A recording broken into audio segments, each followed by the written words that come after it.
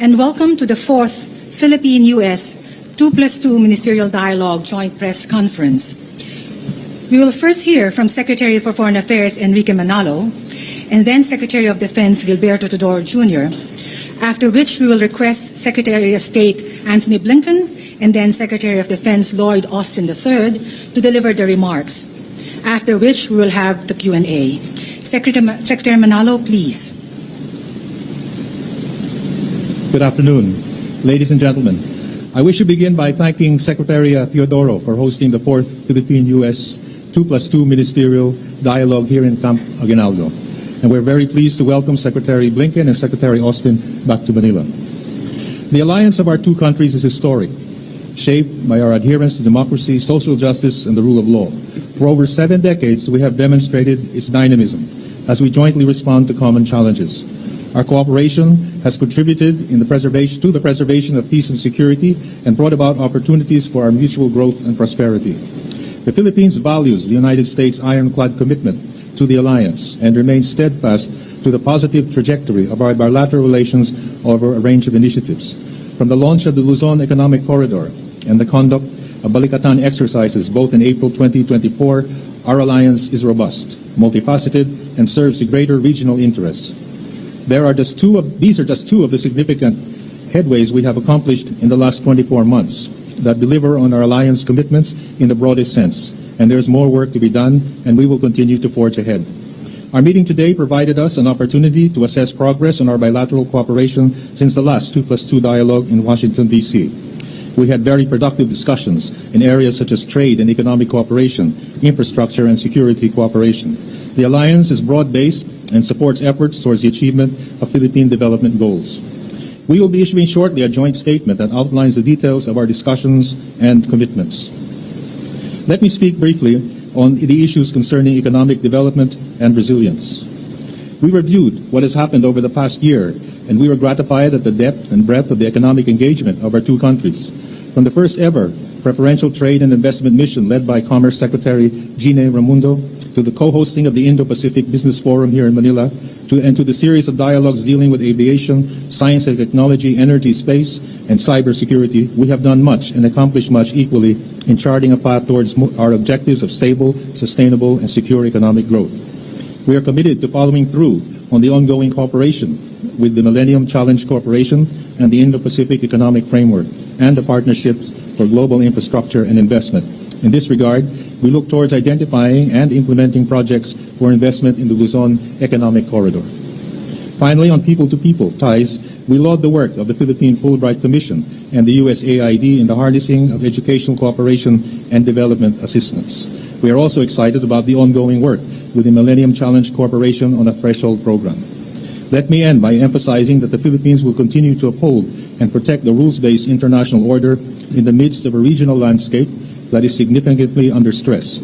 In our discussions, I've conveyed the situation in the West Philippine Sea and the South China Sea, and that it remains a priority to our government. In line with our treaty obligations, we discussed recent developments and committed to continue our work together in upholding Philippine sovereignty, sovereign rights, and jurisdiction. I would like to thank again my partner, Secretary Teodoro of the DND, and our counterparts and friends, Secretaries Blinken and Austin, for the candid, constructive, and comprehensive discussions we had today on this historic, first-ever Philippine-U.S. 2+2 Ministerial Dialogue in Manila.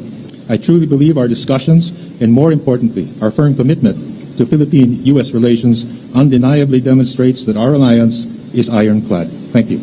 Thank you, Secretary Manalo. Secretary. Good afternoon, ladies and gentlemen. It has indeed been an honor to welcome Secretaries Blinken and Austin, and Secretary Manalo to Camp Aguinaldo for today's 2+2. Today, as we convene the 4th 2+2 meeting between us, we continue the important conversation that began between our defense establishments in 2002, not only in words, but backed up by concrete accomplishments. We thank the U.S. government for the continued assistance in building up our capabilities, which will provide a tremendous boost in order for us to establish a credible deterrent to unlawful foreign aggression. We discussed security assistance roadmap that will bolster our sustainability, interoperability, redundancy, and effectiveness. We discussed ways and means of enhancing our cooperation and to ensure that the Philippines becomes an effective upholder of international law under a free and open global rules-based order. We will ensure more frequent and regular policy and operational coordination.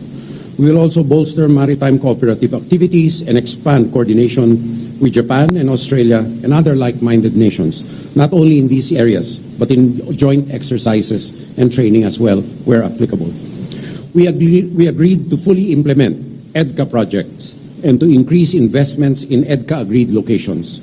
In this period of climate change uncertainty, this will certainly help our HADR efforts once these projects are completed. We will cooperate in cybersecurity by advancing the capabilities of both the DND and the AFP, not only in terms of capabilities, but also in terms of cooperation in threat detection and protection and in joint advanced technological development. We are optimistic that with robust cooperation in 4 dimensions, land, sea, air, and cyber, extensive interoperability both bilaterally and with like-minded nations, the U.S.-Philippine alliance will be a significant contributor to regional peace and stability under the regime of international law. Thank you. Thank you, Secretary Teodoro. Secretary Blinken, you have the floor. Thank you very much, and it's very, very good to be back in Manila. This is my 3rd visit here as Secretary, my 18th trip to the Indo-Pacific over the last 3.5 years. But let me begin by first expressing condolences to all of those killed, harmed, displaced by the recent typhoon and flooding. I'm able to announce today an additional $1 million in assistance to help bring food, emergency shelter, logistics, and other aid to all of those who've been affected. I'm grateful to our colleagues, our friends, Secretaries Manalo and Teodoro, not only for hosting us, but for the very good, very productive sessions that we had throughout the course of today. It's very good to be here with my friend and partner, Secretary Austin. We were just together in Japan for 2+2. This is a reflection of President Biden's transformative leadership in the Indo-Pacific. Last year in Washington, President Biden and President Marcos set out an ambitious course for our partnership. And then in April, President Marcos was back in Washington with Prime Minister Kishida of Japan and President Biden to launch a historic trilateral partnership between our countries. As a result of these visits, but also the work that we're doing every single day, our relationship between the United States and the Philippines is the strongest that it's ever been. And today's talks built on that unprecedented momentum in a number of very concrete ways. Our armed forces are working on more shared priorities in more places than ever before. We're now allocating an additional $500 million in foreign military financing to the Philippines to boost security collaboration with our oldest treaty ally in this region. New steps to strengthen the alliance, once-in-a-generation investment to help modernize the Filipino Armed Forces and Coast Guard, our first bilateral security sector assistance roadmap, doubling our investments in the Enhanced Defense Cooperation Agreement. Both of us share concerns, and many other countries in the region share concerns as well, about some of the actions that People's Republic of China has taken, escalatory actions in the South China Sea, the East China Sea, and elsewhere. And this is something that we heard much about from our colleagues at the recent ASEAN meetings. Defiance of the 2016 Arbitral Tribunal decision, coercive methods being used in the seas. We welcome the provisional agreement, understanding reached between the PRC and the Philippines on the rotation and resupply at Second Thomas Shoal. And we were pleased to see that the first resupply mission subsequent to that understanding went forward without incident. It's very important that that be the standard, not the exception. And as I said to the Chinese Foreign Minister when we met in Laos a few days ago, China must uphold its commitments to not obstruct the Philippines in their resupply missions. We stand by our ironclad defense commitment to the Philippines under the Mutual Defense Treaty. That extends to armed attacks on Filipino armed forces, public vessels or aircraft, including the Coast Guard, anywhere in the Pacific, including the South China Sea. As you heard from Secretary Manalo, we're equally focused on our economic partnership, our economic relationship. This is really comprehensive security, not just our military and physical security, but also our economic security and our joint resilience. We have partnering and partnership on critical industries. The Philippines is a priority partner on semiconductor manufacturing. 20% of global assembly, testing, and packaging takes place here in the Philippines. Thanks to the CHIPS Act, we're finalizing collaboration to support the strengthening of Filipino capacity. We're focused on workforce development as well as on regulatory reform. We're also investing in high-quality, high-impact infrastructure via the Luzon Economic Corridor, connecting key economic hubs, Subic Bay, Clark, Manila, Batangas, and doing this through investments in rail, in port modernization, in clean energy, in semiconductor supply chains, in agribusiness. As we lower logistics costs, as we strengthen supply chains for critical industries, that will continue to drive investment and growth and will be a benefit to all of us. And this is supported by coordinated action, including coordinated action between the United States and Japan. All of this part of the historic trilateral cooperation that our presidents inaugurated just a few months ago. Finally, we're advancing energy security and the clean energy transition.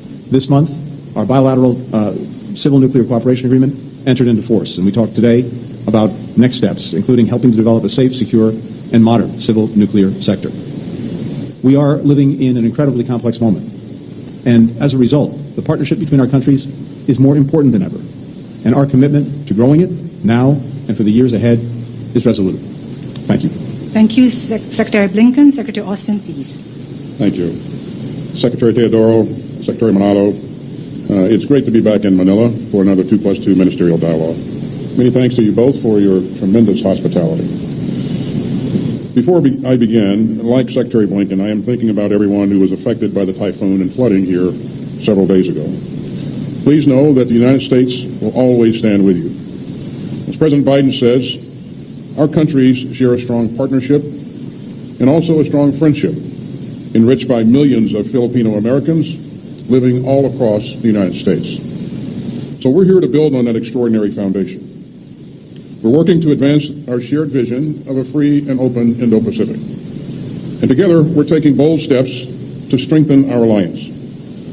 Today, as you heard, Secretary Blinken and I announced that we are poised to deliver a once-in-a-generation investment to help modernize the armed forces of the Philippines and the Philippine Coast Guard.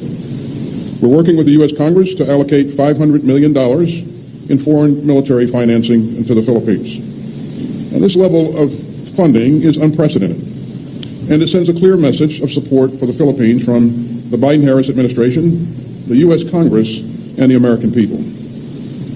Today, we also concluded the first ever bilateral security sector assistance roadmap. Now, that roadmap will ensure that our mutual investments go toward the most important capabilities.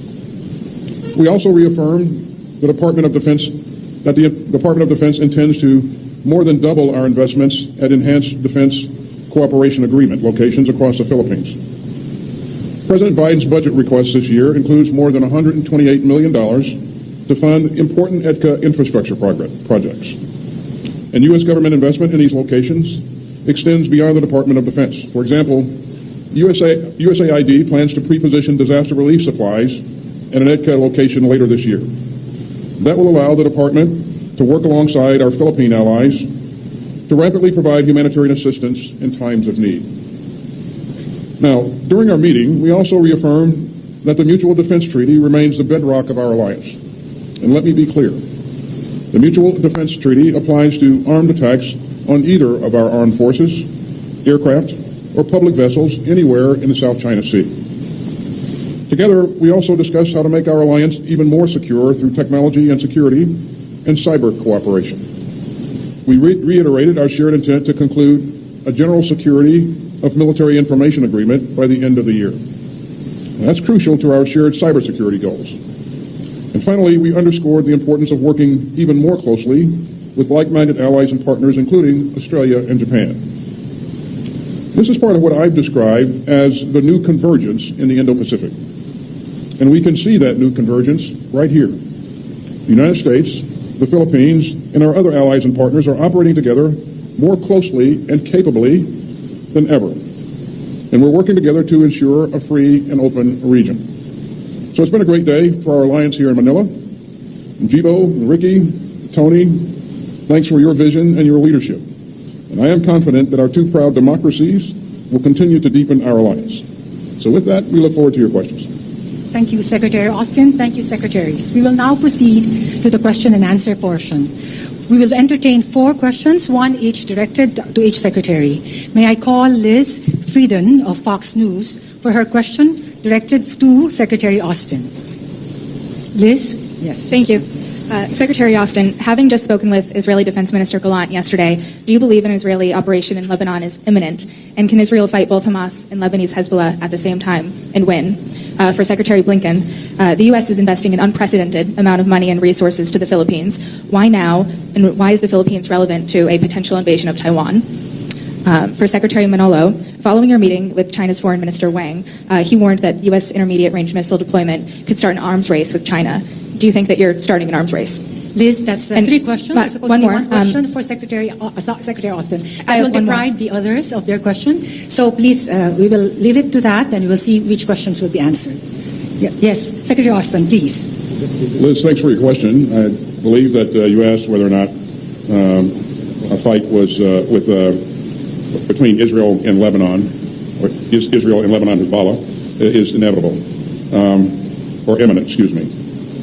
I don't believe that while we've seen a lot of activity on Israel's northern border, we remain concerned about the potential of this escalating into a full-blown fight. And I don't believe that a fight is inevitable. I think that we'd like to see things resolved in a diplomatic fashion.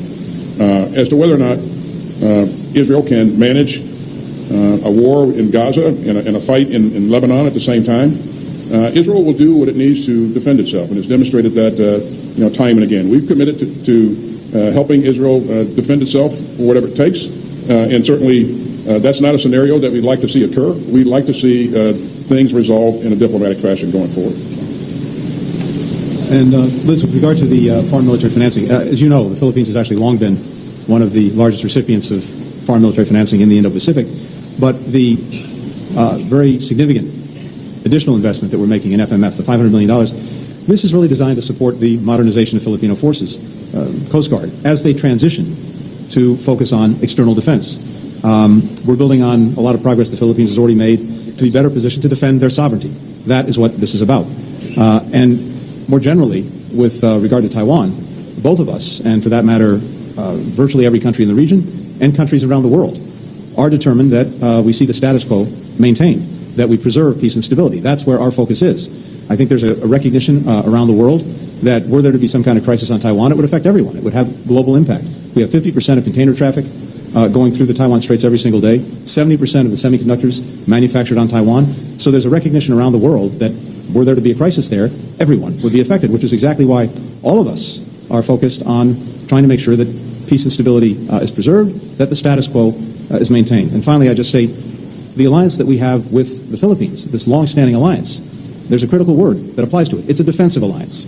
We are about making sure that all of us can protect and uphold our sovereignty, our territorial integrity, freedom of navigation, freedom of commerce, which is so vital to everyone in this region. Thank you.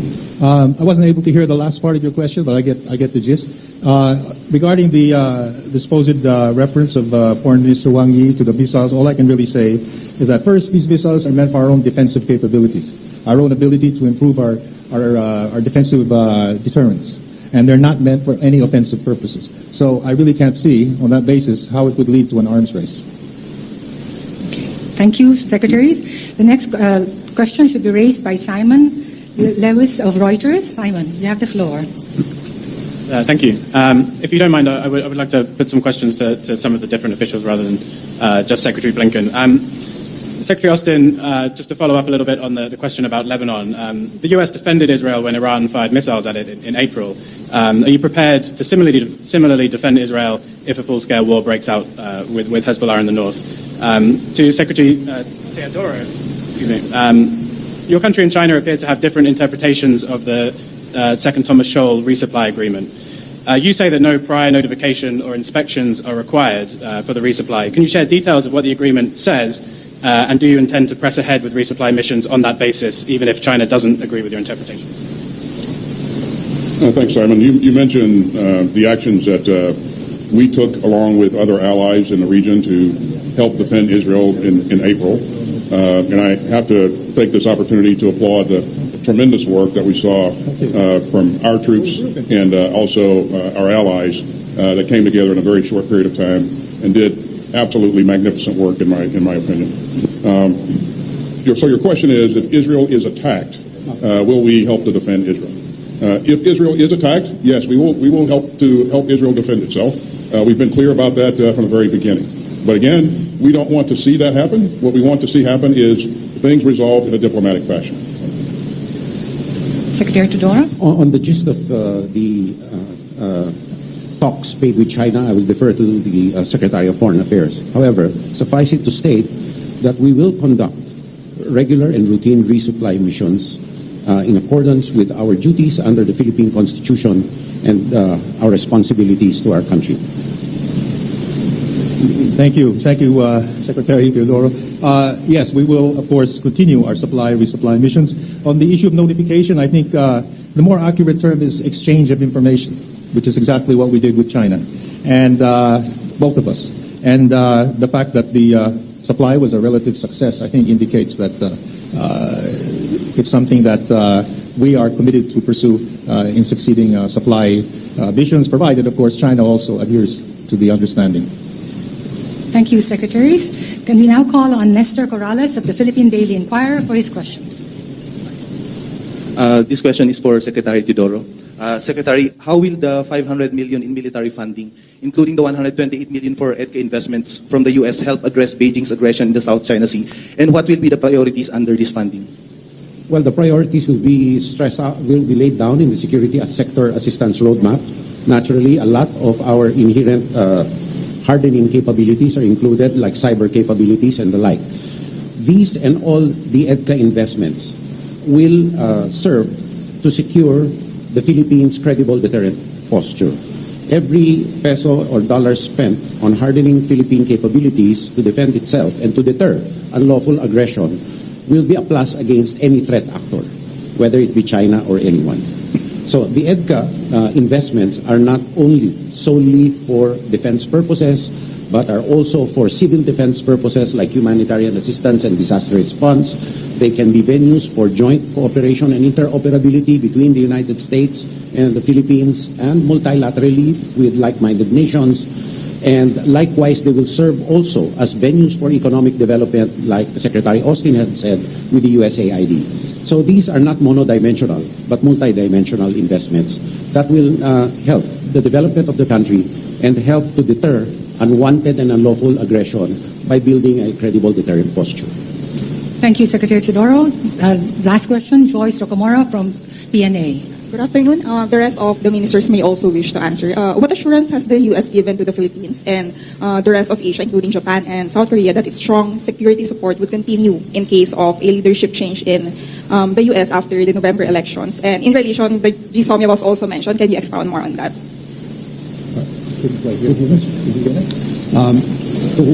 It's addressed to, you're addressing it to all. Yes. To all. Well, I can just, I'm happy to start simply by saying that, of course, elections are a regular feature of our democracy. What's also a regular feature is a strong, long-standing alliance between our countries. And that doesn't change from election to election. We have a mutual defense treaty that the United States is committed to. That commitment will endure, again, irrespective of administrations. And this has been a long and powerful story in our history. It will continue.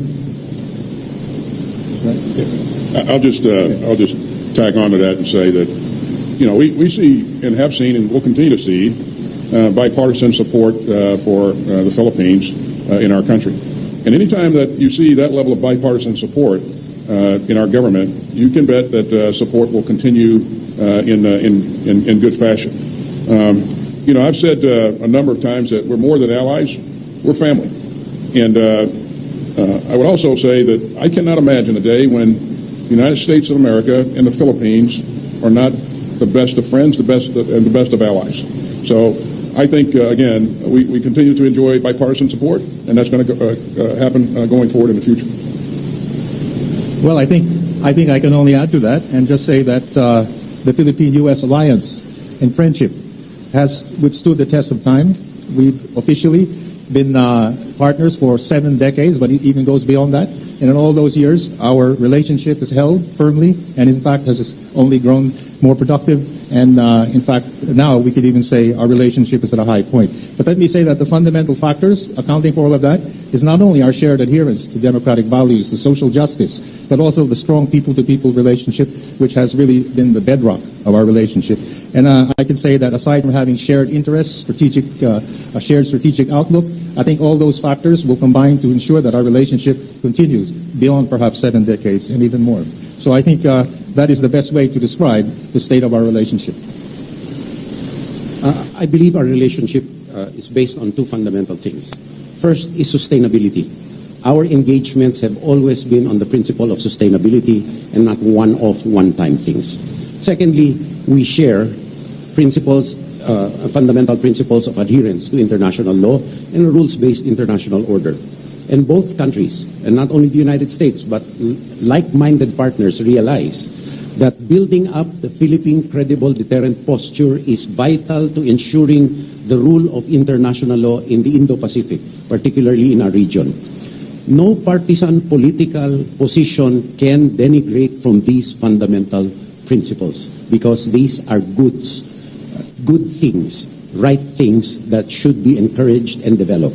So I do not see any partisan political detraction from our positions because they are based on principle.